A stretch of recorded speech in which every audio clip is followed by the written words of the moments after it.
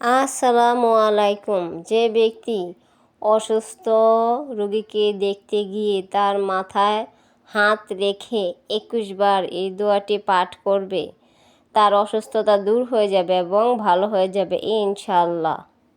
তো দোয়াটি হলো ইয়া কুদ্দুসু ইয়া কুদ্দুসু ইয়া কুদ্দুসু।